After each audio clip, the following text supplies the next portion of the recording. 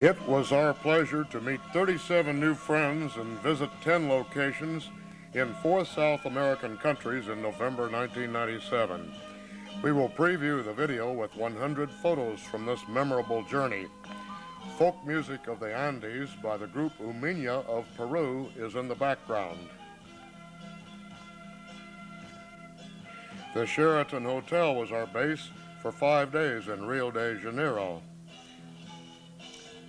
Our flight from Miami stopped at Sao Paulo on the way down. The beach at Ipanema is one of the most famous in the world, and this big rock was at a small beach by our hotel. A statue of Christ overlooks Rio from Corcovado Mountain. These onyx birds were at a downtown flea market, where a variety of paintings also were sold. Cable cars took us to the top of Sugarloaf Mountain, and we toured a church at a hilltop monastery and saw Rio's huge metropolitan cathedral. The H. Stern jewelry makers also invited us to see a wonderful museum with gems and crystal formations. These scenes are at shops on the road to Petropolis, which was Brazil's summer capital under the Portuguese. We shuffled on sandals through a museum there and learned that this sign says, "Don't walk on the grass." The cathedral at Petropolis was impressive, and the stained glass designs inside were the most beautiful that we saw anywhere. This market was in the heart of downtown Rio, and we walked along the beach at Ipanema. A Carnival in Rio show included samba music, gorgeous costumes, and energetic dancers. The men did acrobatic dance routines, and the women were both sexy and graceful. Iguazu Falls are the most spectacular we have seen. More than 275 falls stretch out for a mile. These views are from the Brazilian side. A colorful toucan greeted us at a bird exhibit. The world's largest hydroelectric project is at Itaipu. Our tour group went on a rainy day safari and saw colorful flora in a rainforest, and we got soaked on a raft trip to the falls. This sunset glowed over our hotel, from which we walked to the top of the falls and enjoyed new views from the Argentine side. The lively city of Buenos Aires was our next stop. We saw downtown on a city tour by bus and stopped at the colorful La Boca section, where human statues would move only when coins were offered. An extensive cemetery at Recoleta is a resting place of many famous people and a showplace for elegant sculptures. We walked and shopped along Florida Street and enjoyed a tango show at this restaurant. The dancers were agile and sensual, and the music lives on in our memories. Gauchos rode their horses at a ranch where we also were entertained by a show. La Paz is the high-altitude capital of Bolivia. Our flight took us first to Cochabamba, where we shopped at the local market and saw another Christ statue on a mountain. This church is on the main square in La Paz. Our bus threaded its way through a huge market where bowler hats are worn by the Indian women. These sculptured hills were seen in Moon Valley. Famous people were honored by these statues, and pigeons flocked to people in the square. Painted parrots watched at a restaurant, and snowcaps were seen on the road to Lake Titicaca. Farmers were busy at work in their fields. The Indian boat builders here are famous for their skills in creating boats from reeds. These huts are at the hotel's cultural center, where we also saw alpacas, llamas, and vicuñas. Lake Titicaca is 100 miles long and is the highest navigable lake in the world. Our cruise stopped at Hilly Sun Island, where natives sell souvenirs to tourists and pretty Bolivian girls pose for pictures. At the town of Copacabana, we toured a beautiful church near the main square. A massive cumulus cloud rose above the lake as we cruised back to our Inca Utama hotel. A sunset was seen at happy hour at the bar before dinner and a Peña folk music show.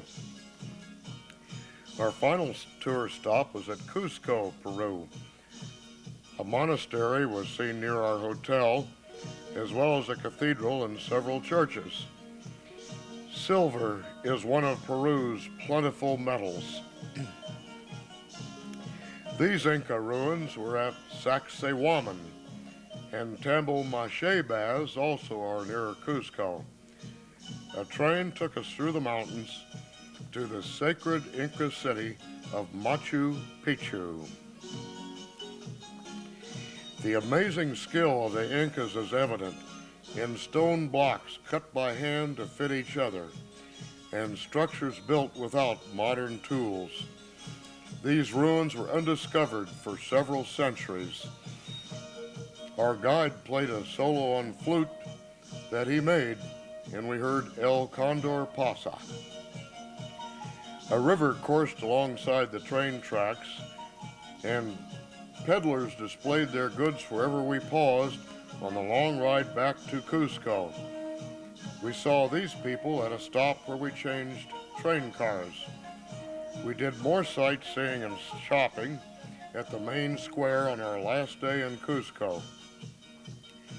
We stayed at the elegant Libertador Hotel, where this painting was among the decorations. The sun finally set on our South American adventure, and we bid our tour companions a fond farewell.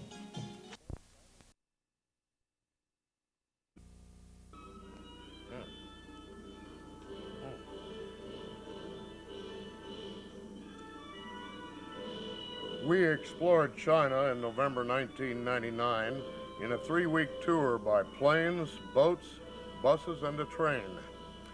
Our group of 38 flew from Vancouver to be greeted at Beijing by night lights and a sculpture at the Hilton Hotel.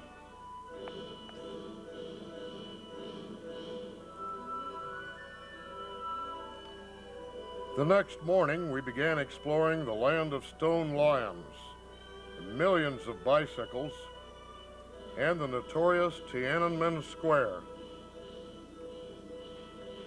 The once forbidden city, home of emperors and their concubines, offered an endless series of temples, courtyards, statue art, and animal figures on rooftops.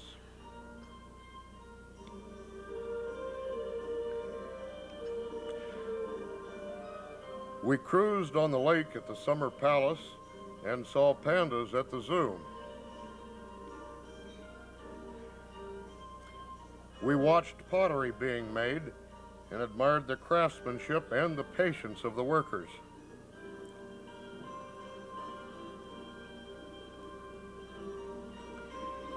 At the Ming tombs, we walked or took a tram down an avenue of stone animals, which also included statues of famous emperors.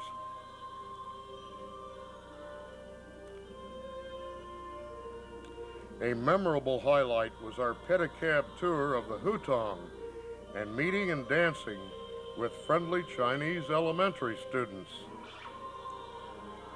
The Chinese opera is very different from others we've seen and features a variety of dances and short stories. The Temple of Heaven was one of many we explored. We first saw the Great Wall in a painting at the airport. Now we know why T-shirts proclaim, "I climbed the Great Wall." It meanders for 4,000 miles along steep mountains. We also were greeted by the city wall at Xi'an, where we enjoyed the Anna Grand Castle Hotel and sculptures in its lobby. We walked along the wall in the morning and browsed for art in the museums and the shops.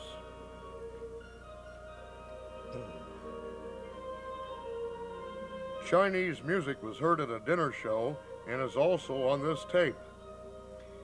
The terracotta warriors are still being unearthed, and replicas are produced to show in museums.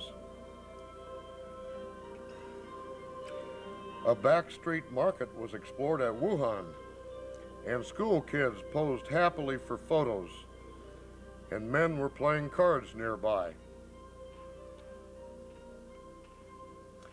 5 days were spent on a cruise of the mighty Yangtze River and through the famous Three Gorges.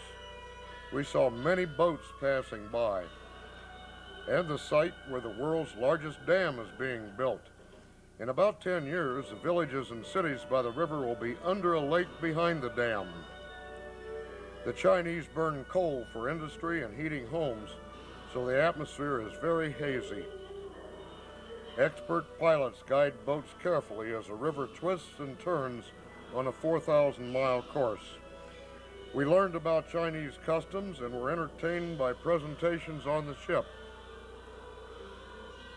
One tour from the ship went to a museum and huge market at Wangxian. The Chinese people are hard workers and carry all kinds of loads with poles and baskets. We found them to be very friendly. The amazing skills of young acrobats were exhibited in a show we saw at Wangxian. Small boats also took us up the Danning River to view the three small gorges and activities of people along the way.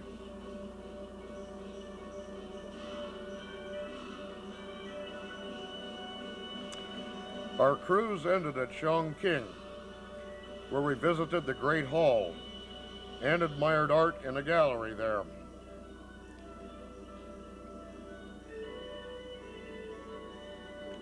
The square by our hotel was filled with people walking and shopping by day and night. Silk is produced from the cocoons of silkworms at this factory. Its shop also included figures made from pearls. The sculpture in a traffic circle is a symbol of Kunming, where ducks and geese for sale were seen along the road. The stone forest is a unique array of natural formations that once were on the bed of an ocean. Our cameras were kept busy trying to capture the different views in this area. We toured a monastery called the Bamboo Temple. It had many paintings and sculptures, and a series of small galleries on its grounds. This sculpture was seen at the airport at Guilin. From there, we cruised up the Li River and watched people and animals alongside. The hills rise steeply from the river valley. Cormorants trained for fishing were lined up on a boat. Life along the river is very busy. We spent more of our yuan in a market at Yangshuo. We learned to bargain hard for the best prices, and many small items could be bought for only $1. One day's journey included Canton, where we saw a famous hall and a museum with intricate roof and wall art, ivory carvings, and a display of bonsai plants. We came to Hong Kong by train and admired its skyline across the harbor from Kowloon, where we stayed. A bus took us to the Stanley Market, and we saw jewelry being made and admired the creativity of its artists. A floating restaurant was among the sights we enjoyed from sampans, on which we cruised in Victoria Harbor. Some people live on houseboats in the harbor. The lights of Canton Road stretched from our hotel to the waterfront, which was glorious at night.